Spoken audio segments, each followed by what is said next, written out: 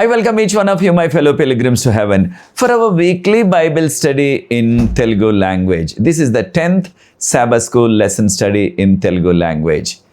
Now I will switch over to Telugu language. ప్రియ సోదరి సోదరులారా, మిమ్మల్ని అందరినీ కూడా మన వారపు బైబిల్ పఠనానికి ఆహ్వానిస్తున్నాను. ఇది 10వ సబ్బాతు బడి పాఠం. దేవుని యొక్క మహాకృపను బట్టి మేము గత 5 వారాల నుంచి ఇంటి వద్ద లేము. మన స్పైసర్ అడ్వెంటిస్ట్ యూనివర్సిటీ స్పైసర్లో ఉన్న మా ఇంటి వద్ద మేము లేము. మీకు అందరికీ తెలిసిన రీతిగా నేను మాతో ఉన్న విద్యార్థి బృందం మా అల్లుడు గారితో సహా మేము 14 స్థలాలకు వెళ్ళాం వాక్యం ప్రకటించడానికి. వేసవకాలం మాకు సెలవు కనుక ఆ వేసవ సెలవుల్లో ఈ విద్యార్థి బృందాన్ని తీసుకుని వెళ్ళామన్నమాట. ఒక 10 ప్లేసుల్లో 3 రోజులు, ఒక ప్లేస్లో 2 రోజులు, తక్కిన ప్లేసుల్లో ఒక్కొక్క రోజు. సమయం లేదు కనుక కనీసం ఒక్కరోజన్నా మా దగ్గరికి రండి అని వారు కోరారు. ఆ ఒక్కరోజు వెళ్ళి వాళ్ళకి వాక్యం చెప్పి వచ్చేసాం. ఇలాగా 14 స్థలాలకు వెళ్ళగలిగాం దేవుని యొక్క మహాకృపను బట్టి. మీ అందరి యొక్క ప్రార్థన సహాయం వలన, మీరందరూ చూపించిన ఆ యొక్క ప్రేమను బట్టి మీలో అనేక మందిని దర్శించగలిగాం. మీ ప్రాంతాల్లో ఎక్కడికి వెళ్ళినప్పటికీ అక్కడ ఎవరో ఒకరు వచ్చి, అయ్యా మేము సబ్బాతు బడి పాఠాలు క్రమంగా చూస్తున్నాం, మరి ఈ వారం కాస్త ఆలస్యంగా పెట్టారు అంటున్నారు. మేము రాత్రి వచ్చేటప్పటికి మధ్యరాత్రి 1 గంట దాటిపోయింది. ఆలస్యంగా నిద్రపోయి ఆలస్యంగా లేచాం. అప్పుడే ఇవాళ శుక్రవారం వచ్చేసింది. అయినప్పటికీ మీ అందరు కూడా ఎదురు చూస్తున్నారు. ఉదయాన్నే కొంతమంది ఫోన్ చేసి, అయ్యగారు పాఠం ఇంకా రాలేదు ఇవాళ అంటున్నారు. కనుక మేము ఆలస్యంగా వచ్చిన గురించి కాస్త ఆలస్యం అయిపోయింది, మీరు దీన్ని మన్నించవలసిందిగా కోరుతున్నాను. మీ అందరి యొక్క ప్రార్థన సహకారం వల్ల మీలో అనేక మంది సహకరించారు, మీకు వందనాలు చెల్లిస్తున్నాం. మేము వెళ్ళిన ఏ గ్రామం అయినా సరే ఎంతో ఆప్యాయతతో మమ్మల్ని ఆదరించారు. మీరు అక్కడ ఎంతో మంది మేము దీవించబడుతున్నాం సాబత్ స్కూల్ లెసన్ ద్వారా అంటున్నారు. ఆ మాటలు మాకు రెట్టింపు ఉద్రేకాన్ని, ఉత్తేజాన్ని ఇస్తున్నాయి. ఈ యొక్క పాఠాన్ని రికార్డింగ్ చేయడానికి, మీకు అందించడానికి ఎంతో ఫెయిత్ఫుల్గా, ఎంతో నమ్మకంగా యవనస్తుడు రోహిత్ ఏలూరులో ఉండి ఈ పాఠాలని ఎడిటింగ్ చేసి మరలా మీకు అందిస్తున్నారు. ఇక్కడ నా దగ్గర ఇవాళ శ్యామ్ ఉన్నారు, నన్ను తీసుకొచ్చాడు శ్యామ్. ఇప్పుడు నన్ను ఇక్కడ పూనాలో విడిచిపెట్టేసి మరలా ఆదివారం సాయంత్రం బయలుదేరి వెళ్ళిపోయి నెలంతా కూడా ఇంటి వద్ద వారి తల్లిదండ్రుల దగ్గరే ఉండి, గత నెలంతా కూడా నా దగ్గరే ఈ యొక్క విద్యార్థి బృందం అంతా కూడా మాతో వచ్చారు. శ్యామ్ అన్ని స్థలాలకు వచ్చాడు. ఆఖరికి నన్ను తీసుకొచ్చి పూనాలో ఇంటి వద్ద విడిచిపెట్టేసి ఆదివారం వెళ్ళిపోయి ఈ నెల ఆఖరి వరకు అక్కడ ఇంటి వద్ద ఉండి జూలైలో మొదటి వారంలో బహుశా బయలుదేరి మరలా వచ్చి తన యొక్క 3వ సంవత్సరం యొక్క విద్యను కొనసాగిస్తాడు, బైబిల్ విద్యను. దీన్ని కొన్ని సందర్భాల్లో మనం పాస్టరల్ ట్రైనింగ్ అంటున్నాం. ఈ యొక్క యవనస్తుల కొరకు కూడా ప్రార్థించండి. దేవుని నామానికి వందనాలు. ఈ యొక్క 5 వారాల్లో కూడా దేవుని యొక్క మహాకృపను బట్టి ఇంత ఎండవేడిమిలో మేము ప్రయాణం చేసినప్పటికీ ఎక్కడ ఒక్కరోజు తలపోటు కానీ, దీన్ని తలనొప్పి అంటున్నాం కదా మనం, జ్వరం కానీ, ఏ విధమైన బొంగురు గొంతుకు కానీ ఏ విధమైన సమస్యలు రాలేదు. అక్కడక్కడ కాస్త పడిశం పట్టింది, రొంప అంటారు కొన్ని ప్రాంతాల్లో, అది కొంచెం తప్ప ఇక ఏ విధమైన ఇబ్బంది లేకుండా దేవుడు కాచి కాపాడారు. ఎటువంటి అనారోగ్యం కలగలేదు. దేవునికే వందనాలు. ఆయన మహిమ కొరకు నిలబెట్టారు. ఈ ప్రాంతాలన్నీ కూడా దాదాపుగా మేము ఒక స్థలాన్ని నుంచి ఇంకో స్థలం, ఒక గ్రామం నుంచి ఒక గ్రామం మేము కారులోనే ప్రయాణించాం. మీలో అనేక మంది తెలిసిన రీతిగా పూనాలో ఉన్న మాది పాత కారే, దాన్ని తీసుకొచ్చేసాం. కారణం ఏంటంటే అక్కడ ప్రాంతాలన్నీ తిరగటానికి అనుకూలంగా ఉంటుందని. అద్దె కారు అయితే చాలా ఖర్చు అయిపోతుంది. లేకపోయినట్లయితే మీలో కొంతమందికి కార్లు ఉన్నాయి. దేవుని మహాకృపను బట్టి మీరు ఎప్పుడు కూడా సహాయం చేయడానికి సిద్ధంగానే ఉన్నారు. కానీ అన్ని స్థలాలకు తీసుకువెళ్ళాలంటే మీకు కూడా సాధ్యం కాదు. కనుకనే మా కారు తీసుకొచ్చాం. దాంతో మేము అన్ని ప్రాంతాలు కూడా వెళ్ళగలిగాం. ఆఖరిగా మేము మా కారు మా అల్లుడి గారు హైదరాబాద్ తీసుకొచ్చేసారు. ఇక ఆఖరిగా 3 స్థలాల్లో. అప్పుడు కూడా పాస్టర్ మోజసాయి గారు పాస్టర్ దుగ్గి మోజెస్ అయ్య గారు వారి కారు ఇచ్చి ఆ ప్రాంతాలన్నీ కూడా తిరగటానికి మాకు సహకరించారు. కనుక అందరికి కూడా వందనాలు చెల్లిస్తున్నాం. అయితే దేవుడు చూపిన కృప ఏమిటంటే కారుకి ఎటువంటి సమస్య రాలేదు. అయితే పెట్రోల్ చాలా ఖర్చు అయింది. అయినప్పటికీ ఖర్చు కాదు కావాల్సింది, మనకి దేవుని యొక్క సువార్త వినబడాలా, దేవుని యొక్క వాక్యం ఇతరులకు అందించబడాలా. ఇదే మన యొక్క కోరిక. కనుక దేవుడు మహాకృపను బట్టి ఈ విధంగా నడిపించారు. కొన్ని స్థలాల్లో దేవుని యొక్క అద్భుతాలు కళ్ళారా చూచామంటాం చూడండి, అలా జరిగిందనమాట. 28వ తారీఖు మే 28వ తారీఖు నర్సరాపేటలో ఆఖరు దినం ఉజ్జీవ సభ. మేము అక్కడికి వెళ్ళేటప్పటికి అప్పుడే విశ్వాసులు పాటలు పాడుతున్నారు. 8:20 ఆ ప్రాంతంలో చల్లని గాలి బలంగా వేస్తుంది. చల్లని గాలి వచ్చి బలంగా గాలి వేస్తున్నట్లయితే మనందరికీ తెలుసు ఇక కొద్ది నిమిషాల్లో వర్షం వచ్చేస్తుందని. అయితే మనం చేయగలిగింది ఏముంది? ప్రార్థనే చేసాం, ప్రభువా నీ కార్యక్రమాన్ని జరిపించిన మీ నామ మహిమ ఘనత కొరకని ప్రార్థించాం. అయితే మన యొక్క సెక్షన్ ఆఫీస్ నుంచి వచ్చిన నాయకులు అన్నారు, దారి పొడవునా కూడా వర్షమే ఉన్నది అన్నారు.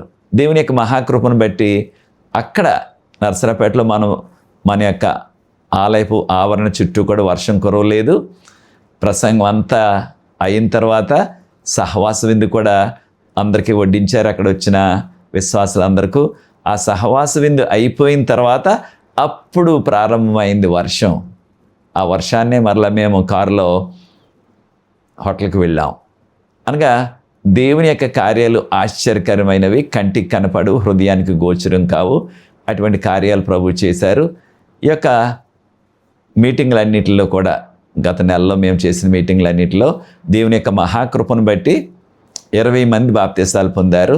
దానిలో ఎక్కువ శాతం యవనస్తులే. వారు కూడా ఎక్కువగా చదువుకున్నవారు.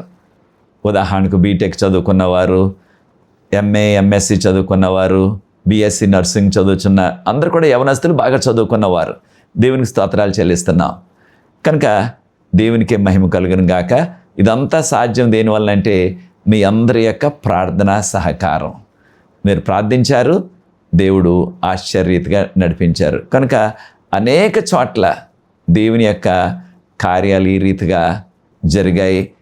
ఇంత గాల్పులో కూడా, వేసవి వేడిలో కూడా ఎటువంటి అనారోగ్యం కలగకుండా నాకు కానీ నాతో వచ్చిన విద్యార్థి బృందానికి కానీ ఎవ్వరికి ఎటువంటి అనారోగ్యం కూడా కలగలేదు. దేవునికి స్తోత్రాలు చెల్లిస్తున్నాం.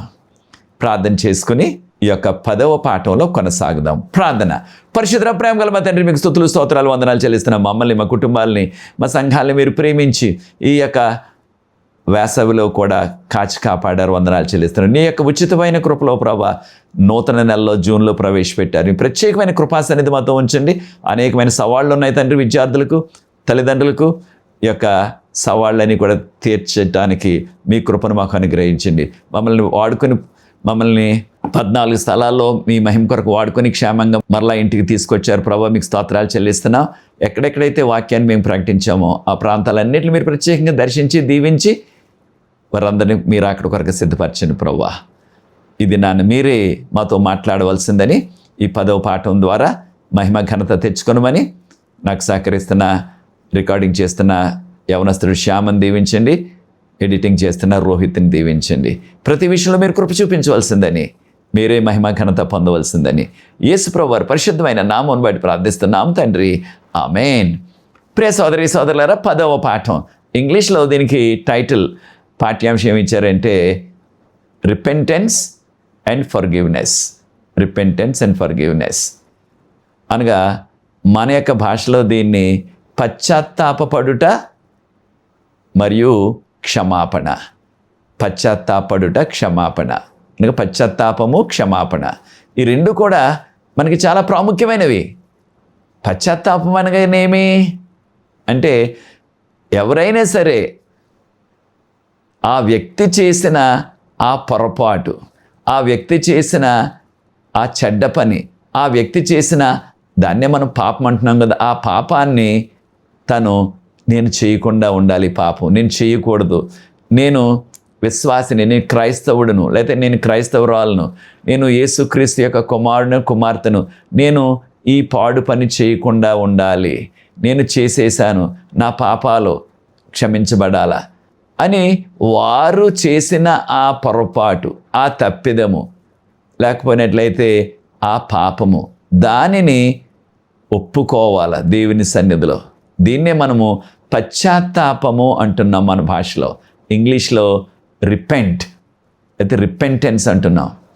కనుక ప్రియ సోదరి సోదరులారా, మనం చేసినది ఏదైనా సరే పొరపాటు, దేవునికి విరుద్ధమైనది, దేవునికి వ్యతిరేకమైనది, దేవుని వాక్యానికి, దేవుని యొక్క ఆజ్ఞలకు వ్యతిరేకమైనది ఏదైనా సరే, మనము ఆ విషయాన్ని పశ్చాత్తాపడి మనం చేసిన ఆ పొరపాటు, ఆ అపరాధాన్ని మనం ఒప్పుకొని, అపరాధం కొరకు మనం చింతించి, నేను ఇది చేయకూడదు, ఇది నాకు తగదు అని మనలో మనం ఆలోచించుకొని ఆ పాపాన్ని ఒప్పుకోవాలా ప్రభు సన్నిధిలో.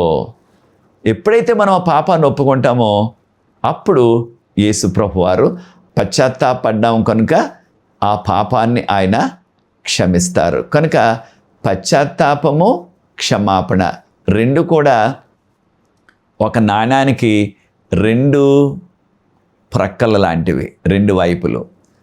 కనుక ఇది మనకు కావాలి. మనకి ఇవ్వబడిన మూలవాక్యం, దీనే కంఠత వాక్యం అంటున్నాం కదా. 1 యోహాను పత్రిక 1వ అధ్యాయం 9వ వచనంలో మనము మన పాపాలు ఒప్పుకున్నట్లయితే, అంటే పశ్చాత్తాపడినట్లయితే, దేవుడు అనగా యేసు ప్రభు వారు మన పాపాలన్నీ కూడా, ఎన్ని పాపాలైనప్పటికీ ఆయన క్షమించటానికి సిద్ధంగా ఉన్నారు.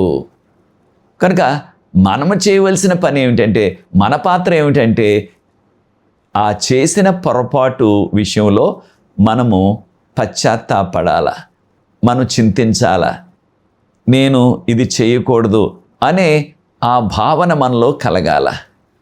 అప్పుడు దేవుడు ఆ తప్పును, ఆ పాపాన్ని క్షమిస్తారు.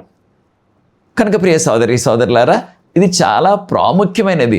ఈ విధంగా మనం చేసిన ఆ తప్పు, మనం చేసిన ఆ పాపం, కొన్ని సందర్భాల్లో మనం పాపం అంటున్నాం, పొరపాటు అంటున్నాం, తప్పిదం అంటున్నాం, అపరాధం అంటున్నాం, రకరకాల మాటలు ఉన్నాయి మన భాషలో. అది ఏదైనా సరే దాని విషయంలో మనము చింతించాలి మనసులో. నేను దానిని చెయ్యకూడదు, నేను అనవసరంగా చేశాను, ఈ విధంగా చేయటం వల్ల దేవుని కోపాన్ని రేపాను, దేవునికి దూరంగా వెళ్ళిపోయాను, దేవునికి ఇష్టడుగా లేను, దేవునికి ఉగ్రత లేకపోతే దేవునికి ఎంతో బాధ కలిగించాను నేను అని మన మనసులో అనుకొని ఆ పాపం విషయంలో మనం ప్రభువా నన్ను క్షమించండి అని ప్రార్థించటమే, కోరుకోవటమే పశ్చాత్తాపము. కనుక ప్రియ సోదరి సోదరులారా, మన జీవితాల్లో కావాల్సింది ఏంటంటే ఈ పశ్చాత్తాపము. అయితే పశ్చాత్తాపడటానికి మనకి ప్రధాన భూమిక ఎవరు పోషిస్తున్నారంటే పరిశుద్ధాత్ముడు. మనం చేసిన ఆ పాపము, మనం చేసిన ఆ పొరపాటు, మనం చేసిన ఆ తప్పిదాన్ని పరిశుద్ధాత్ముడు మనకు జ్ఞాపకం చేసి, నీవు ఆ పని చేయకూడదు, నీకు అది తగదు అని పరిశుద్ధాత్ముడు మనల్ని గద్దిస్తూ ఉంటారు, మనతో గోజాడుతూ ఉంటారు. కనుక పరిశుద్ధాత్ముడు ఎంతో ప్రాముఖ్యంగా ఆయన భూమిక పోషిస్తూ, అనగా ఈ యొక్క పాపాన్ని ఒప్పుకొనేలాగా మనల్ని ప్రేరేపిస్తారు. దీన్నే కొన్ని సందర్భాల్లో ప్రిక్కింగ్ ఆఫ్ ద కాన్షియన్స్ అంటాం. అంటే మన యొక్క మనస్సాక్షి గద్దిస్తూ ఉంటుంది మనల్ని. మనస్సాక్షి గద్దించడం అంటే నేను చేసినది ఇది మంచిది కాదు, నేను అన్న మాట మంచిది కాదు, నేను చేసిన పని ఇది తప్పు పని అన్న ఆ యొక్క అపరాధ భావము మనలో వస్తూ ఉంటుంది అన్నమాట. దీన్ని మనస్సాక్షి గద్దించడం అంటారు. అనగా పరిశుద్ధాత్ముడు మనలో పనిచేస్తున్నారన్నమాట. ఎప్పుడైతే ఆ యొక్క మనస్సాక్షి మనల్ని గద్దిస్తాదో, అనగా మనస్సాక్షి గద్దిస్తాదో మనల్ని, అది పరిశుద్ధాత్మని ద్వారా జరుగుతుంది.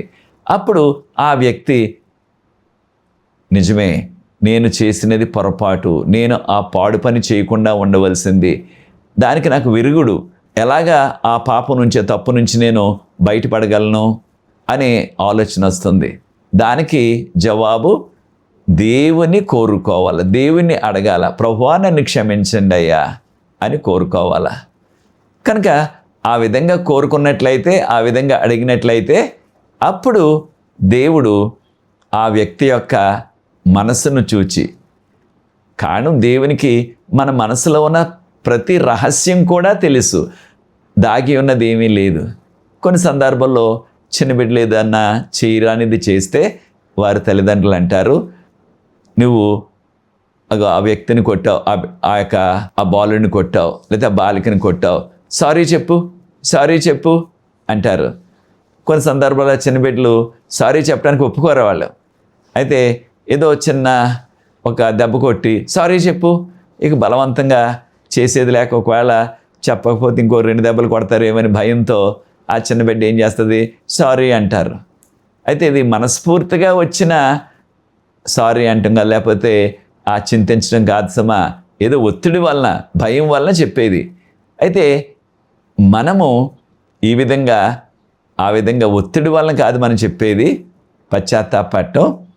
మనం హృదయపూర్వకంగా మనస్ఫూర్తిగా మనం చేసినది సరికాదు, మనం చేసిన పని మంచిది కాదు, మనం అన్న మాట మంచి మాట కాదు, కనుకనే ఆ వ్యక్తిలో తన్ను తాను ఆలోచించుకొని అప్పుడు ఆ యొక్క తప్పు, ఆ పాపాన్ని సరిదిద్దుకోవటానికి దేవుణ్ణి అడుగుతున్నాం, ప్రభువా నన్ను క్షమించండి అని. కొన్ని సందర్భాల్లో ఆ యొక్క పశ్చాత్తాపం, ఆ యొక్క మనము అడగవలసిన ఆ పని ఒక వ్యక్తిని మనం దూషించి ఉండొచ్చు, లేకపోతే ఒక వ్యక్తిని మోసగించి ఉండొచ్చు. కనుక ఆ వ్యక్తిని కూడా మొదటి దేవుణ్ణి అడగాల, తర్వాత ఆ వ్యక్తిని కూడా మనం అడగవలసి ఉంటుంది క్షమాపణ. కనుక ఈ యొక్క పశ్చాత్తాపము అనేది చాలా ప్రాముఖ్యం మన యొక్క జీవితాల్లో. ఇది పరిశుద్ధాత్మని యొక్క ప్రేరేపణ వలన కలుగుతుంది. అది సహజ సిద్ధంగా, ఇంగ్లీష్లో ఆటోమేటిక్ అంటాం కదా, అది రాదు మనకి. కారణం మనం పాపంలో పుట్టాం, పాపంలో పెరుగుతున్నాం. కనుక మనకి ఆ యొక్క పశ్చాత్తాపం అనేది పరిశుద్ధాత్మని ప్రేరేపణ వలన కలుగుతుంది. కొన్ని సందర్భాల్లో మానవులుగా ఇతరులు పెట్టే ఒత్తిడి వలన, అయితే ఇతరులు పెట్టే భయం వలన వారు భయపెట్టవచ్చు, ఇది చేయకపోయినట్లయితే నీకు శిక్ష పడుతుంది, ఇది నువ్వు చేయకపోయినట్లయితే నేను పనిలోంచి తీసేస్తాను, రకరకాల ఒత్తిళ్ళు వస్తాయి అధికారుల నుంచి. దానికి లొంగి కొన్ని సందర్భాల్లో మనం మనసులో అది లేకపోయినప్పటికీ బయటికి మనం చెప్తూ ఉంటాం. అయితే ప్రియ సోదరి సోదరులారి, పశ్చాత్తాపం అనేది మనసులో నుంచి, మనలో నుంచి రావాలా. ప్రభువా నేను చేసిన ఈ పని, నేను మాట్లాడిన ఆ మాట, ఇది పొరపాటు, ఇది తప్పు, నన్ను క్షమించండి, నా తప్పు నేను తెలుసుకున్నాను అని దేవుని కోరుకోవటమే ఆ యొక్క పశ్చాత్తాపము. అయితే మనకి ఇంగ్లీష్లో ఉన్న ఆ యొక్క అర్థం ఏమిటంటే, రిపెంట్ అంటే మనం చేసిన ఆ పొరపాటును సరిదిద్దుకొని ఇక మరలా ఆ పాపాన్ని మనం చేయకుండా ఉండటం. అనగా మన యొక్క నడవడి మార్చుకోవటం, లేకపోతే మన పందా మార్చుకోవటం అన్నమాట. ఈ విధంగా చేయాల. అనగా పశ్చాత్తాపడిన తర్వాత మరలా అదే పాపంలో మనం పడిపోయినట్లయితే, అదే పొరపాటును మనం చేసినట్లయితే అది నిజమైన పశ్చాత్తాపము కాదు. అనగా ఆ యొక్క పాపం నుండి, ఆ పొరపాటు నుండి మనము సరిదిద్దుకొని మనము మంచి మార్గంలోనికి రావాల. ఇది పశ్చాత్తాపము. కనుక ప్రియ సోదరి సోదరులారా, మన యొక్క జీవితాల్లో ఇది చాలా ప్రాముఖ్యం. అప్పుడు పశ్చాత్తాపడినట్లయితే మనం చేసిన ఆ పొరపాటుకు దేవుని కోరుకున్నట్లయితే, దేవుని వేడుకున్నట్లయితే, నా పాపాన్ని క్షమించండి, నా పొరపాటుని క్షమించండి అని మనం కోరుకున్నట్లయితే, మనం ప్రార్థించినట్లయితే, అప్పుడు దేవుడు ఆ పొరపాటును, ఆ తప్పును, ఆ పాపాన్ని క్షమిస్తారు, అనగా క్షమాపణ ఆయన ప్రసాదిస్తారు. మనందరికీ తెలిసిన రీతిగా దావీదు గారు వ్యభిచార పాపంలో పడిపోయారు. తర్వాత ఒక వ్యక్తిని హతం చేయటానికి కూడా ఆయన కుట్ర పన్ని, ఆ కుట్ర ప్రకారంగానే ఆ యొక్క యూరియాను చంపించేశారు, తనకు అడ్డొస్తాడేమో అన్నట్లుగా. అయితే ఈ యొక్క పాపాన్ని ఆయన పశ్చాత్తాపడ్డారు దావీదు రాజు గారు. ఈ విషయాన్ని మనం 51వ కీర్తనలో మనం గమనిస్తున్నాం. సమయం ఉన్నప్పుడు కీర్తన 51 ప్రాముఖ్యంగా 7 నుంచి 14 వరకు చదివి చూడండి. ఆయన పాపం తెలుసుకున్న తర్వాత పశ్చాత్తాపడి అప్పుడు రాసిన కీర్తన ఇది. అయితే ఆ పాపాన్ని పశ్చాత్తాపడటానికి దేవుడు ఒక ప్రవక్తని పంపించారు. ఆ ప్రవక్త ఈయన రాజు కనుక డైరెక్ట్గా నీవు తప్పు చేసావు, పాపం చేసావు, వ్యభిచారం చేసావు, ఆ యొక్క స్త్రీ యొక్క భర్తను దారుణంగా నీవు చంపించేశావు అని డైరెక్ట్గా చెప్పించకుండా ఒక ఉపమాన రీతిలో దావీదు గారికి ఆ నాతాను ప్రవక్త చెప్పారు. ఒక వ్యక్తికి ఒకే గొర్రె పిల్ల ఉన్నది. ఆయన ప్రక్కనే ఉన్న ఆ ఇంటి వారికి 100 గొర్రెలు ఉన్నాయి. 100 గొర్రెలు ఉన్నప్పటికీ ఒక చుట్టం వచ్చాడు వాళ్ళ ఇంటికి. ఆ చుట్టానికి విందు చేయటానికి ఆ ఒక్క చిన్న గొర్రె పిల్ల ఉన్న ఆ పేదవాని యొక్క గొర్రె పిల్లను తీసుకుని దాన్ని వధించి విందు చేశాడు. అనగానే రాజుకి చాలా కోపం వచ్చేసింది. ఎవరి వ్యక్తి నాకు చెప్పు, ఇంత దారుణం చేస్తాడా? వెంటనే నేను అతనికి శిక్ష వేస్తాను. ఒకే గొర్రె పిల్ల ఉంటే ఆ గొర్రె పిల్లని తీసేసుకున్నాడా? 100 గొర్రెలు ఉన్నాయి కదా, దానిలో ఒక దాన్ని వధించి విందు చేయొచ్చు కదా అన్నట్టుగా కోపపడిపోయాడు. అప్పుడు ప్రవక్త గారు అన్నారు, నాతాను ప్రవక్త గారు, అది చేసినది నీవే. అనగా నీకు ఎంతోమంది భార్యలు ఉన్నారు, ఆ యొక్క యూరియాకు అనగా ఆ యొక్క వ్యక్తికి ఒకే ఒక భార్య, ఆ భార్యను కూడా నువ్వు తీసుకున్నావు, ఆ వ్యక్తిని చంపించేశావు. అనగానే తను తప్పును తాను తెలుసుకొని పశ్చాత్తాపడి దేవుని క్షమాపణ అడిగి అప్పుడు రాసిన కీర్తన ఈ కీర్తన 51వ కీర్తన. కనుక ప్రియ సోదరి సోదరులారా, దేవుడు అనేక రీతిలుగా మనం చేసిన ఆ పొరపాట్లను సరిదిద్దుకోవటానికి ఒక వ్యక్తి ద్వారా, లేకపోతే వారు చెప్తున్న ఆ యొక్క వాక్యం ద్వారా, లేకపోతే బైబిల్ గ్రంథంలోనే డైరెక్ట్గా ఏదన్నా ఒక కీర్తన ద్వారా, ఒక వాక్యం ద్వారా, లేకపోయినట్లయితే ఒక పాట ద్వారా, ఏదో రీతిగా, లేకపోతే మన మనస్సాక్షి గద్దించడం ద్వారా మనం చేసిన పొరపాటు మనకు తెలుసు, ఇది నేను పొరపాటు చేశాను అని మనకు తెలిసిపోతుంది. దేవుడు ఏదో రీతిగా వారితో మాట్లాడతారు. అయితే ఆ పొరపాటు చేసిన వ్యక్తి దానిని గుర్తించి దేవుని సన్నిధిలో పశ్చాత్తాపడినట్లయితే దేవుడు ఆ పాపాన్ని క్షమిస్తారు. అలా కాకుండా ఆ యొక్క చేసిన పాపాన్ని కప్పిపెట్టుకోవటానికి మరొక పాపం, లేకపోయినట్లయితే ఆ యొక్క చేసిన పాపాన్ని దాచుకోవటానికి బుకాయించటం కొంతమంది చేస్తూ ఉంటారు. అలా చేసినట్లయితే ఆ వ్యక్తి యొక్క పాపము క్షమింపబడదు దేవుని దృష్టిలో. ఈ విషయాన్ని మనం గుర్తించాలా. కనుక ప్రియ సోదరి సోదరులారా, పశ్చాత్తాపం అనేది చాలా ప్రాముఖ్యం, చాలా ప్రాముఖ్యం. మనందరికీ తెలిసిన రీతిగా పేతురు గారు యేసు ప్రభువును పట్టుకున్న రాత్రి యేసు ప్రభువును సిలువేయటానికి ఆ యూదా మత నాయకులు పెద్దలు కూడా బంధించి ఆయనకు అన్యాయపు తీర్పును అర్ధరాత్రే తీరుస్తుంటే ఏం తీరుస్తారు, ఏం చేస్తారు యేసు ప్రభును అని తెలుసుకోవటానికి పేతురు గారు కూడా ఒక సామాన్యుడిలాగా వచ్చి, అది రాత్రి కనుక దాన్ని గుర్తించరేమో అని ఆ యొక్క ప్రధాన యాజకుని యొక్క వాకిలిలో ప్రధాన యాజకుని యొక్క సేవకులు తక్కిన వారు అక్కడ చిన్న మంట వేసుకొని చలి కాగుతుంటే అక్కడ కూర్చున్నారు పేతురు గారు. అప్పుడు మనందరికీ తెలిసిన రీతిగా ఆ ప్రధాన యాజకుని యొక్క సేవకురాలు ఒక యవనస్తురాలు వచ్చి, ఈ వ్యక్తి కూడా ఆ యొక్క యేసుక్రీస్తు శిష్యుల్లో ఒకడే, నేను చూచాను, నాకు జ్ఞాపకం ఉన్నది, ఈ వ్యక్తి కూడా ఒక్కడే అనగానే ఏమన్నాడు ఆయన ఏకంగా శాపనార్థాలు పెట్టేశాడు. ఏకంగా నాకు ఆయన ఎవరో తెలియదు. యేసుప్రభు వారు ముందే చెప్పారు, పేతురు, ఈ రాత్రి వేళ కోడి కొయ్యకు ముందు నీవు ముమ్మారు నన్ను బొంకుతావు అన్నారు. అయితే ఎప్పుడైతే పేతురు ఈ విధంగా బొంకాడో కోడి కూసింది. అంటే ప్రియ సోదరి సోదరులారా, ఎప్పుడైతే ముమ్మారు బొంకాడో కోడి కూసిందో పేతురు తన పాపాన్ని తను తెలుసుకొని, తన తప్పును తను తెలుసుకొని అక్కడి నుంచి ఆ చీకట్లో కాస్త దూరంగా వెళ్ళి అక్కడ ఎంతో కుమిలి ఏడ్చాడు పశ్చాత్తాపంతో. దేవుడు క్షమించారా అంటే ఖచ్చితంగా క్షమించారు. ఈ విషయాలు మనం మార్క్స్ వార్త 14వ అధ్యాయం ఆఖరి వచనాల్లో చదువుతున్నాం. ప్రభు క్షమించారు, కాను పశ్చాత్తాపడ్డాడు కనుక పేతురు. ఈయన ఎవరో నాకు తెలియదని 3 సార్లు బొంకినప్పటికీ అయినప్పటికీ ప్రభు పేతురుని క్షమించారు. క్షమించడం మాత్రమే కాదు సుమా, యేసు ప్రభు వారు పరలోకానికి వెళ్ళకముందు ఆ శిష్యులందరిలో కూడా విశ్వాసంగా ఆయన సిలువ దగ్గర కూడా ధైర్యంగా వచ్చి నిలబడి ఉన్నవాడు యోహాను గారు.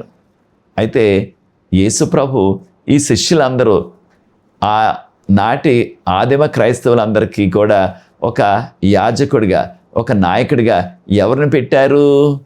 పేతురుని పెట్టారు. ముమ్మారు బొంకినప్పటికీ పేతురుని పెట్టారు. కారణం పేతురు పశ్చాత్తాపడ్డాడు కనుక. ప్రభువారు అన్నారు, పేతురు నన్ను ప్రేమిస్తున్నావా? అవును ప్రభా, నేను ప్రేమిస్తున్నాను, మీకు తెలియను అన్నాడు పేతురు గారు. ఈ విషయాలు మనం యోహాను సువార్త 21వ అధ్యాయం 15-16 వచనాల్లో చదువుతున్నాం. ప్రభువారు అన్నారు, నన్ను ప్రేమిస్తే నా గొర్రెలను కాయము. మరలా అడిగారు ఇంకోసారి, నన్ను ప్రేమిస్తే నా గొర్రె పిల్లలను కాయము అన్నారు. అనగా యేసుప్రభు ఈ లోకం నుంచి వెళ్ళిపోయిన తర్వాత ఈ యొక్క విశ్వాసులందరికీ, శిష్యులందరికీ కూడా పేతురు గారే నాయకుడిగా ఉన్నారు. అయితే పేతురు గారు ముమ్మారు బొంకారు యేసు ప్రభుని.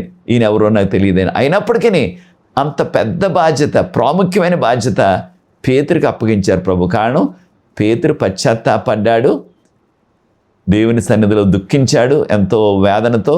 ప్రభు క్షమించారు ఆయన్ని. కనుక మనం కూడా ఎటువంటి ఘోర పాపం చేసినప్పటికీ ప్రభువును కోరుకున్నట్లయితే, ప్రభువును వేడుకున్నట్లయితే తప్పకుండా ఆ పాపాన్ని క్షమిస్తారు. కనుక మనం కూడా ఆ పని చెయ్యాల. మనందరికీ తెలిసిన మరొక సంఘటన, వ్యభిచారంలో పట్టబడ్డ స్త్రీ రాళ్లతో కొట్టి చంపేయటానికి తీసుకొచ్చారు. యూదుల ఆచార ప్రకారంగా ఎవరైనా సరే వ్యభిచారంలో పట్టబడినట్లయితే వాళ్ళని రాళ్లతో కొట్టి చంపేసేవారు. అది మోషే గారి కాలంలో చెప్పబడిన విధానం. అప్పుడు వారందరూ కూడా రాళ్ళు తీసుకొని యేసు ప్రభు సన్నిధికి ఆ స్త్రీని తీసుకొచ్చారు. అనేక మంది బైబిల్ పండితులు ఆ స్త్రీయే మగ్దలేని మరియ అంటున్నారు. అయితే ప్రియ సోదరి సోదరులారా, ప్రభువారు అన్నారు, మీలో ఎవరిలో పాపం లేదో ఆ రాయిని మొదట వేయండి. అంటే మీ చేతిలో ఉన్న రాయిని మొదట వేసి ఆవిడని కొట్టండి. మరి రాయితో కొట్టినట్లయితే తనకి చాలా దెబ్బ తగులుతుంది. ఒకవేళ తలకేసి కొట్టినట్లయితే చనిపోతుంది. వారందరి దగ్గర ఒక్కొక్క రాయి ఉంది కొట్టేసి చంపేయటానికి, రాళ్ళతో కొట్టి చంపేయటానికి తీసుకొచ్చారు. ప్రభువారు అన్నారు, మీలో ఎవరిలో పాపం లేదో వారు మొదటగా రాయి వేయమన్నారు. పాపం లేని వారు ఎవరు? అందరిలోనూ కూడా పాపం ఉన్నది, ఏదో పాపం. వారి పాపాలు వారికి జ్ఞాపకం వస్తున్నాయి. అయితే యేసు ప్రభు వారు నేల మీద రాస్తున్నారు. ఏమి రాస్తారో చెప్పబడలేదు, కానీ వంగి నేల మీద రాస్తున్నారు. కారణం అక్కడ ఆ దేవాలయం దగ్గర కాస్త ఇసుక ఉన్నది. ఆ ఇసుక మీద రాస్తున్నారు ఆయన యొక్క వ్రేలుతో. చాలామంది బైబిల్ పండితులు అనేది ఏమిటంటే, అక్కడ రాళ్లతో ఎవరైతే సిద్ధంగా ఉన్నారో కొట్టి చంపేయడానికి వారి యొక్క వ్యక్తిగత పాపాలు ఆయన నేల మీద రాస్తున్నారని. దాన్ని చూసిన ఒక్కొక్కడు కూడా ఇక సైలెంట్గా, నిశ్శబ్దంగా అక్కడి నుంచి వెంటనే వెళ్ళిపోయారు. ఇంకా కాసేపు ఉంటే నా పాపాలన్నీ బయటపడిపోతాయి ఏమన్నట్లుగా. అప్పుడు చూసేటప్పటికి ప్రభువారు తల ఎత్తి, ఎవ్వరూ లేరు, అందరూ వెళ్ళిపోయారు. అప్పుడు ప్రభువారు అన్నారు, అమ్మా నిన్నెవరు కూడా రాళ్ళతో కొట్టి చంపలేదు, మీ మీద రాయి వేయలేదా అనగానే, ఇంకెవరు లేరు కదా చుట్టూ, తను బొంకేయచ్చు. అయ్యా నేను ఏ పాపం చేయలేదండి, ఏ తప్పు చేయలేదండి, వీళ్ళు అక్రమంగా అన్యాయంగా నన్ను ఈ విధంగా నా మీద నింద వేసి తీసుకొచ్చేసారండి, నాకు ఏ పాపం తెలియదండి అని బుకాయించేయచ్చు, బొంకేయచ్చు. కానీ ఆ స్త్రీ ఆ విధంగా చేయలేదు. నిశ్శబ్దంగానే తన పాపాన్ని ఒప్పుకున్నట్లుగానే, అయ్యా ఎవరు కూడా నా మీద రాయి వేయలేదనగానే ప్రభువారు ఏమన్నారు, నేను కూడా నీ మీద శిక్ష వేయను, నీకు శిక్ష వేయను, నేను కూడా నీకు ఏ శిక్ష వేయను, ఇక మీదట వెళ్ళి పాపము చేయకము, అనగా ఆ వ్యభిచార క్రియలు ఇక చేయొద్దు అని ప్రభువు చెప్పారు. అప్పటి నుంచి ఆవిడ మహాభక్తురాలైపోయింది, ఆ పాపి పరిశుద్ధురాలైపోయింది. చూచారా ప్రియ సోదరి సోదరులారా, ఇంగ్లీష్లో అంటాం మనం సిన్నర్ బికేమ్ ఏ సెయింట్. కనుకనే మొట్టమొదటిగా యేసు ప్రభు చనిపోయి లేచిన తర్వాత ఎవరికి ప్రత్యక్షమయ్యారు? ఆ మగ్దలేని మరియకే ప్రత్యక్షమయ్యారు. కనుక ప్రియ సోదరి సోదరులారా, మనము పాపాలు ఒప్పుకున్నట్లయితే బుకాయించకుండా, ఇక ఎవరికి తెలియదు కదా, ఇక్కడ ఎవరు లేరు అనేసి మనం బుకాయించినట్లయితే, మనం ఒప్పుకోకుండా ఉన్నట్లయితే దానివల్ల మనకి హాని కలుగుతుంది, శిక్ష వస్తుంది. అయితే యెహెజ్కేలు గ్రంథం 18వ అధ్యాయం 4వ వచనం చదివినట్లయితే, ఏ వ్యక్తి అయితే తన పాపాలని ఒప్పుకుంటారో ఆ వ్యక్తి జీవిస్తాడు. అంటే ఎవరైతే మనలో పాపం ఉన్నదో ఆ పాపాలు దేవుని సన్నిధిలో ఒప్పుకున్నట్లయితే ఆయన క్షమిస్తారు, మనము ఆయన కొరకు జీవించవచ్చు. కనుక మనం చేసిన ఆ తప్పు మనుషుల వద్ద ఒప్పుకోని అవసరం లేదు, దేవుని సన్నిధిలో ఒప్పుకోవాలి. కారణం, దేవునికి మొరగైనది ఏదైనా ఉన్నదా? మనం దేవునికి తెలియని ఏ పాపనైనా చేయగలమా? లేదు. మన ఆలోచనలు కూడా దేవునికి తెలుసు. కనుక ప్రియ సోదరి సోదరులారా, మన పాపాలు ప్రభు సన్నిధిలో ఒప్పుకోవాలా? అప్పుడు ప్రభు మనల్ని తప్పకుండా క్షమిస్తారు. కనుక ఆ యొక్క వ్యభిచారంలో పట్టబడ్డ స్త్రీ, రెడ్ హ్యాండెడ్ అంటాం ఇంగ్లీష్లో, అయినప్పటికీ తను క్షమించారు, ఆ వ్యక్తి భక్తురాలైపోయింది. కనుక అనేకమైన ఉదాహరణలు ఉన్నాయి మనకు బైబిల్ గ్రంథంలో. అయితే సాతానుని ఎప్పుడు కూడా మన పాపంలో నెట్టివేసేది ఎవరు? మన శోధనలో నెట్టివేసేది ఎవరు? సాతానుడే. మనం పాపంలో పడిపోయిన తర్వాత ఈ వ్యక్తి పాపి, ఈ వ్యక్తి దేవుని కుమారుడు అనబడటానికి, దేవుని యొక్క కుమార్తె అనబడటానికి అర్హుడు కాదు, అర్హురాలు కాదు అన్నట్లుగా మనల్ని మన పాపాలు ఎత్తి చూపిస్తూ ఉంటాడు సాతాను. కనుకనే సమయం ఉన్నప్పుడు చూడండి, జకర్యా గ్రంథం 3వ అధ్యాయం, జకర్యా గ్రంథం దయచేసి చూడండి. జకర్యా గ్రంథం 3వ అధ్యాయంలో ఆ యొక్క యెహోషువ ఆయన మీద నేరారోపణ చేస్తూ, ఇన్ని పాపాలు ఉన్నాయి, ఈ వ్యక్తి యాజకుడిగా పనికిరాడు అన్నట్టుగా సాతాను ఆ వ్యక్తి మీద తాను చేసిన పాపాలన్నింటిని కూడా మళ్ళీ ఎత్తి చూపిస్తున్నాడు. అప్పుడు ప్రభు అన్నారు, అతనికి ఆ యొక్క పాత వస్త్రం, ఆ యొక్క పాపపు డోగలతో ఉన్న వస్త్రాన్ని తొలగించి క్రొత్త వస్త్రాన్ని, నీతి వస్త్రాన్ని ధరింపచేయండి. నిజమే, మనం అందరం కూడా పాపంలో జన్మించాం, పాపంలో పెరుగుతున్నాం. అందరూ కూడా సమముగా పాపం చేసి ఆయన అనుగ్రహించే మహిమను పొందలేకపోతున్నామని రోమీలకు రాసిన పత్రిక 3వ అధ్యాయం 23వ వచనంలో చదువుతున్నాం. కనుక అందరం కూడా పాపం చేసిన వారమే. కానీ పరిశుద్ధాత్మని యొక్క శక్తి వలన, యేసు ప్రభు మన కొరకు కార్చిన ఆ శిలువ రక్తం వలన మనం పశ్చాత్తాపడినట్లయితే మన పాపాలన్నీ కూడా కడిగివేయబడి, మన పాపాలు రక్తం వల్లే ఎర్రగా ఉన్నప్పటికీ అవి తెల్లగా హిమం వల్లే, అంటే ఇంగ్లీష్లో స్నో అంటున్నాం కదా, ఇంగ్లీష్లో స్నో అంటున్నాం, స్నో చాలా తెల్లగా ఉంటుంది, అలాగే తెల్లగా చేసేస్తానంటే మీ పాపాలన్నీ క్షమించేస్తాను అంటున్నారు ప్రభువారు. కనుక ప్రియ సోదరి సోదరులారా, మనము పశ్చాత్తాపడాలా. అప్పుడు మనకి తెల్లని నీతి వస్త్రాన్ని ధరింపజేస్తాను. ప్రభువారు అంటున్నారు, ఆ యొక్క సార్దీసు సంఘం, 5వ సంఘం సమయం ఉన్నప్పుడు ప్రకటన గ్రంథం 3వ అధ్యాయం మొదటి 5 వచనాలు చదివినట్లయితే, ఎవరైతే ఈ పాపాన్ని వారు దాటుకుంటూ వస్తారో, అంటే ఈ పాపాన్ని వారు విడిచిపెడతారో, వారు తెల్లని వస్త్రాలు ధరించి నాతో వారు నడుస్తారు. తెల్లని వస్త్రాలు అంటే నీతి వస్త్రాలు. కనుక ప్రియ సోదరి సోదరుడా, మనము ఆ నీతి వస్త్రాల్ని ధరించి ఆయన ఉచితంగా ఇవ్వటానికి సిద్ధంగా ఉన్నారు.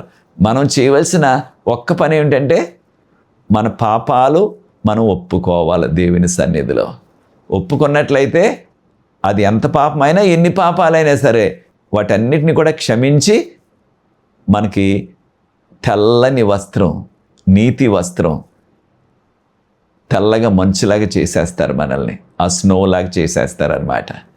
కనుక ప్రియ సోదరి సోదరులారా, ఎంత గొప్ప ఆదరణో చూడండి మనకి. కనుక మనం చేయవలసింది పాపం నుంచి మనం దూరంగా తిరగాల, దూరంగా వెళ్ళిపోవాల. అనగా మన పాపపు అలవాటు, పాత అలవాటును మనం విడిచిపెట్టేయాల. ఆ పాపపు జీవితాన్ని మనం విడిచిపెట్టేసి ఇక వెనుతట్టు తిరగకుండా, ఇక పాపం వైపు, పాపపు అలవాట్ల వైపు మనం చూడకుండా ప్రభువునే చూస్తూ ముందు కొనసాగిపోయినట్లయితే ప్రభు మనల్ని క్షమిస్తారు, దీవిస్తారు. కనుక ప్రియ సోదరి సోదరులారా, ఈ 10వ పాఠం చాలా ప్రాముఖ్యమైనది. దేవునితో మనం సత్సంబంధం కలిగి ఉండాలంటే ఈ యొక్క 3 మాసాలు కూడా మనం నేర్చుకుంటున్నాం. దేవునితో మంచి సంబంధం కలిగి ఉండట, దానిలో ఒక ప్రాముఖ్యమైన మెట్టు మనం చేసిన పాపాలు ఒప్పుకోవాలా, ఆ పాపాలకు మనం దేవుని నుంచి క్షమాపణ కోరుకోవాలా. అప్పుడు పాపాలు ఒప్పుకున్నట్లయితే ప్రభు ఎటువంటి పాపమైనా, ఎన్ని పాపాలైనా ఆయన క్షమించడానికి సిద్ధంగా ఉన్నారు. దానితో పాటు ఆయన కుమారుడిగా, కుమార్తెగా అంగీకరించడానికి ఆయన సిద్ధంగా ఉన్నారు. మనం చేసిన ఏ పాపమైనా, ఎన్ని పాపాలైనప్పటికీ ఆయన క్షమించేశారంటే ఇక వాటిని మరలా ఆయన గుర్తు చేసుకోరు. ఎంతవరకు? మీకా గ్రంథం 7:18 నుంచి ఉన్న వాక్య భాగంలో మనం చదివినట్లయితే, మనం పాపాలు ఒప్పుకున్న పాపాలను ఆయన సముద్రం అడుగుని వేసేస్తానన్నారు. సముద్రం అడుగుని ఏదైనా పడ్డదంటే అది మరలా మనకు కనిపిస్తుందా? దాన్ని మరలా తీసుకోగలమా? అది సాధ్యం కాదు. అలాగే మన పాపాలు ఇక ఎన్నడూ కూడా మనకి కనిపించకుండా ఆయన క్షమిస్తారు, ఆ పాపాన్ని తొలగిస్తారు. అయితే అదే పాపాన్ని మరలా మరలా మరలా మనం చేస్తున్నట్లయితే ఇక ఆ పాపానికి క్షమాపణ ఉండదు. కనుక ప్రియ సోదరి సోదరులారా, మనము ఏ పాపం చేసినా, ఎన్ని పాపాలు చేసినప్పటికీ మనము చేసిన ఆ పొరపాటును సరిదిద్దుకోవటానికి పశ్చాత్తాపడాల. మనం చేసిన ఆ తప్పును, ఇది తప్పు, నేను చేయకూడదు అనే ఆ యొక్క ఉద్దేశం మనలో కలిగి అప్పుడు ప్రభువును కోరుకున్నట్లయితే ప్రభు సహాయం చేస్తారు. ఇంకెప్పుడు కూడా ఆ పాపంలో పడకుండా ఉండేలాగా మనకు ఆయన కృపను అనుగ్రహిస్తారు. కనుక ప్రియ సోదరి సోదరులారా, మనము దేవునికి యోగ్యమైన కుమారులుగా, కుమార్తెలుగా ఈ పశ్చాత్తాపం ద్వారా, ఈ క్షమాపణ ద్వారా మనం చేయగలం. చివరిగా చూడండి, మనం పరలోక ప్రార్థన చెప్తున్నాం. పరలోకమందున మా తండ్రి, నీ నామం పరిశుద్ధపరచబడును గాక అని చెప్తున్నా. అయితే దానిలో ఒక మాట మనం చెప్పేది చాలాసార్లు, మా రుణస్థులను మేము క్షమించిన ప్రకారం మా రుణములను క్షమించుము అని ప్రార్థన చేస్తున్నాం. రుణములంటే ఏంటి? సామాన్యంగా చూస్తే అప్పులు. అయితే మనకు అప్పులు ఉన్నాయా?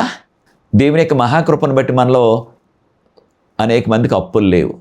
దేవునికి స్తోత్రం, నాకు ఏ అప్పు లేదు. నేను ఎవరికి కూడా అప్పు ఇవ్వవలసిన పని లేదు, నాకు అవసరత లేదు. నేను ఎవరి దగ్గర కూడా అప్పు చేయలేదు.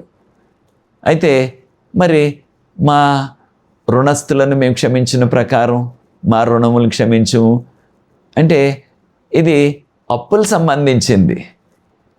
అయితే ఇంగ్లీష్లో కూడా కొన్ని తర్జుమాల్లో forgive our debts as we forgive our debtors అంటున్నాం.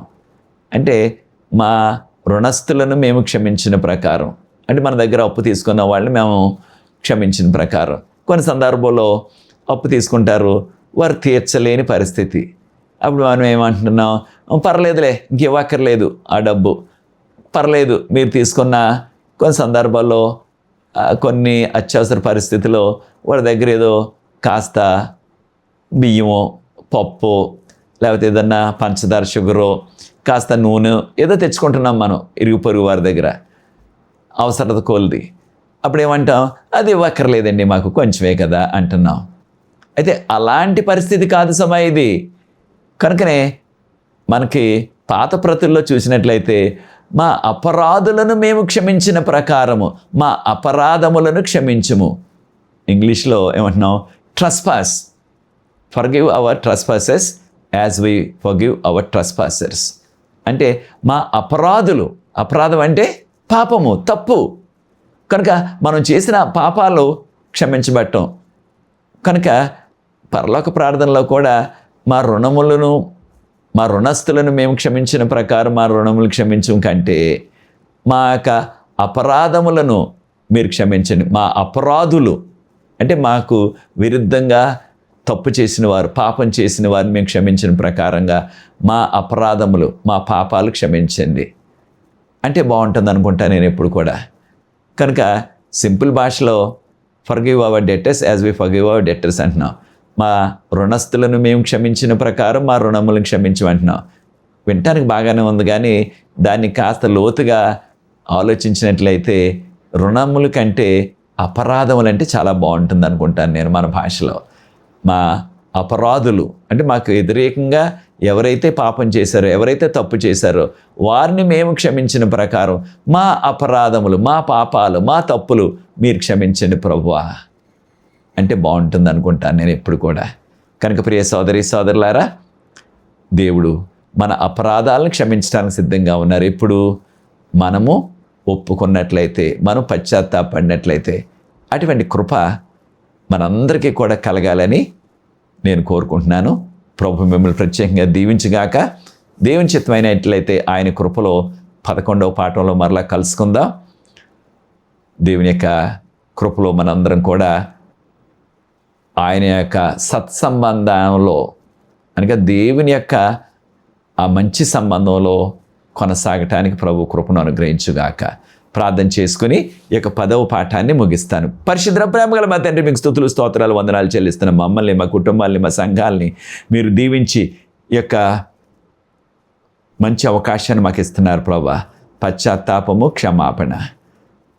మేము చేసిన ఏ అపరాధమైనప్పటికీ, ఏ పాపమైనప్పటికీ పశ్చాత్తాపడే ఆ యొక్క మనస్సు మీ పరిశుద్ధాత్మ ద్వారా మాకు అనుగ్రహించమని, ఆ పాపాలను క్షమించమని, మీకు యోగ్యమైన కుమారులుగా కుమార్తెలుగా జీవించే కృప దయచేయమని, మీ చిత్తమైనట్లయితే 11వ పాఠంలో మేము కలుసుకునే పర్యంతం మీ కృప, మీ శాంతి, సమాధానం, మీ యొక్క ఆశీర్వాదం మాకు అనుగ్రహించవలసిందని, ఈ నూతన నెలలో ప్రవేశించిన మమ్మల్ని మీ కృపా సన్నిధితో నడిపించి మా సవాళ్ళన్నింటిని కూడా తీర్చి మీరే మహిమ ఘనత పొంది మెండైన ఆధ్యాత్మిక శారీరక దీవెనలు మాకు మెండుగా అనుగ్రహించవలసిందని, ఈ వాక్యాన్ని వీక్షిస్తున్న వ్యక్తులని, కుటుంబాలని మీరు ఆశీర్వదించండి. ఇతరులతో ఎవరైతే ఈ యొక్క వీడియోను పంచుకుంటున్నారో వారందరినీ కూడా ఆశీర్వదించమని యేసు ప్రభు వారి పరిశుద్ధమైన నామమును బట్టి ప్రార్థిస్తున్నాను తండ్రి. ఆమేన్. ప్రియ సోదరి సోదరులారా, మీకు అందరికీ కూడా వందనాలు. దేవుని కృపలో వచ్చే పాఠంలో 11వ పాఠంలో మరలా కలుసుకుందాం. God bless you.